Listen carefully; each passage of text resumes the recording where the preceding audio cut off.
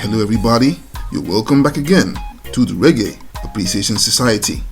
Friends, how many of us have them? I dare say that most of us have many, but very few have real ones who really stand the test of time.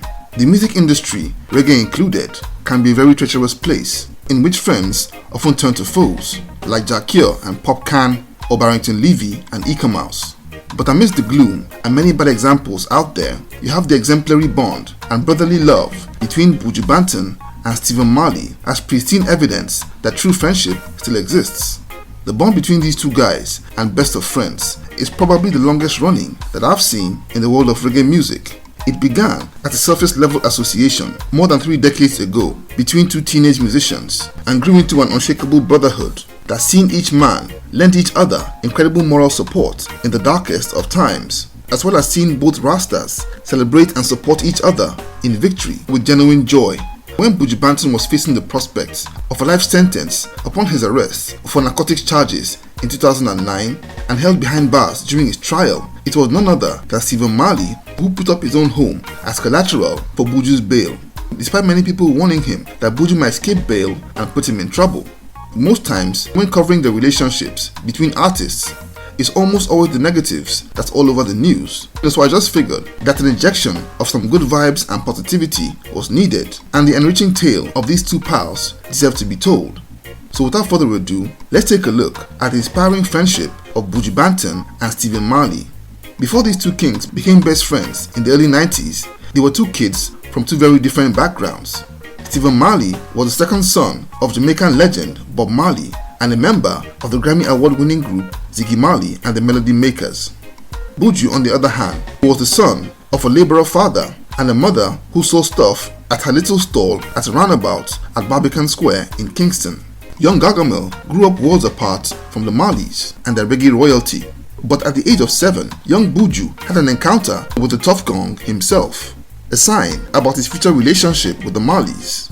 One day, while helping his mom out at her stall, a blue car full of Rasta men stopped on the opposite side of the street, and the driver called out to Buju's mom for a pack of cigarettes. So Ma Buju sent young Gargamel with the cigarettes and told him to run across and give it to the men in the car.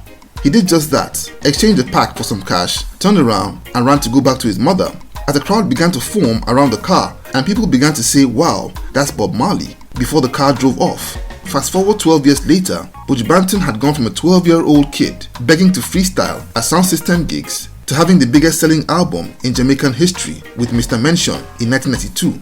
And he also achieved the unimaginable when he broke Bob Marley's record for the most #1 singles in 1 year, also in 1992. And he would end that year on a high with an amazing performance at the Reggae Sunsplash.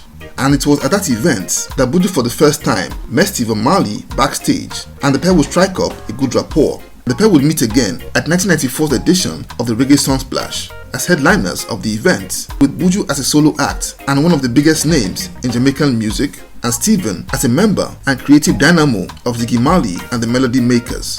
Over the years, Buju and Stephen Marley became really good friends, and the pair got even closer when Buju converted to Rastafari, and the pair would collaborate musically for the first time in 1999 when Stephen Marley was featured on Buju's Unchained Spirit album with the track Poor Old Man. In 2002, Ziggy Marley and the Melody Makers disbanded, and Stephen Marley, along with his siblings, moved to America and settled in Miami, and Buju, who was then signed to VP Records, also followed suit and settled also in Miami in 2003, only shuttling intermittently to record at his Gargamel Music Studios in Kingston. Unfortunately, Buju's amazing 17-year run of success would grind to a halt when in December 2009, Buju Banton was arrested in his Miami home for conspiracy to buy and distribute narcotics, as well as for illegal possession of a firearm. A DEA informant entrapped Buju for conspiracy to distribute cocaine. The case was sent to trial and Buju locked up in jail. He was arraigned before a federal judge and faced the prospect of life behind bars. In those dark days, Stephen Marley would prove to be a loyal ally and dependable friend, while many people stayed far away from Buju. In fact, during the trial, Stephen, along with Gramps Morgan of Morgan Heritage, testified in court as character witnesses, vouching for Buju as a Rastafarian who would never get involved with drugs, apart from Herb, of course. By late 2010, Buju had been behind bars for almost a year, and it would be Stephen who volunteered to post his own house at Miami as the bond to secure Buju's bail. It was said that many people were in Stephen's ear, telling him that he would lose his house because they were certain that Gargamel would abscond the moment he got out of jail. However, Stephen ignored the naysayers and bailed his friend out anyway. Buju was out on bail but very low on cash, and it was Stephen that sold him the idea of organizing a show to raise money for his legal expenses. And that would inspire Buju to put together the event called the Before the Dawn Concert, which held on January 16, 2011 at Miami's Bayfront Park. Buju's performance was supported by a star-studded lineup of artists led by Stephen Marley and included Damian Marley, DJ Khaled, Sean Paul, Wayne Wonder, and many more. Buju was soon after found guilty and sentenced to 10 years behind bars, and Stephen became one of his most regular visitors in jail until his eventual release in 2018, 3 years early on account of his good behavior. Upon release, Buju was deported to Jamaica, so he and Stephen didn't link up immediately, and Stephen wasn't able to attend Buju's Long Walk to Freedom concert that shut Kingston down in early 2019.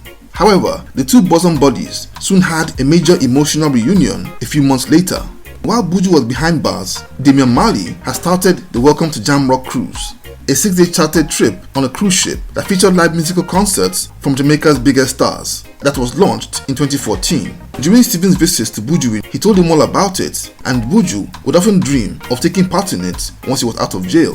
So in 2019, Buju was the headliner of that year's cruise and totally rocked the house, or in that case, rocked the boat big time. And at the very peak of Buju's show, he introduced Stephen Marley on stage to join him for a performance of his new song, Yes Me Friend, a cover of the Wailers' classic song, Duppy Conqueror, that also features Stephen Marley. Together, they put on a very emotional and tear-jerking performance, with Buju literally pouring out his heart on stage, as he sang the true story of how his friend Stephen never left his side in the darkest times. In an interview after the show, Stephen fought back tears as he expressed his joy at seeing his old friend back to winning ways. That song, Yes Me Friend, was included in Buju's comeback album, Upside Down, that came out in 2020, that reached number 2 on the Billboard Reggae charts and bagged a Grammy nomination for Best Reggae Album. Life went on pretty well for both pals until the shocking and tragic death of Stephen's son, Joe Marley, in December 2022 in Miami. Buju was unable to travel to go and be with his friend, as his visa to the US had been revoked on account of his sentencing. But he talked to Stephen every single day on the phone and did his best to comfort him.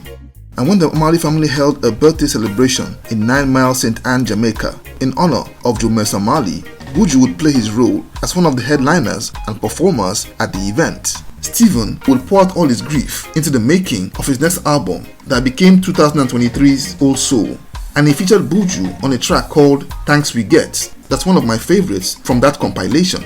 But tragically, and in similar circumstances, Buju also lost his own son, Miles Myrie, in April 2024. And like Buju had done, Stephen also provided priceless comfort and moral support in what was a horrible time for Buju and the family. And through it all, Buju Banton and Stephen Marley have stuck by each other through thick and thin after almost 34 years.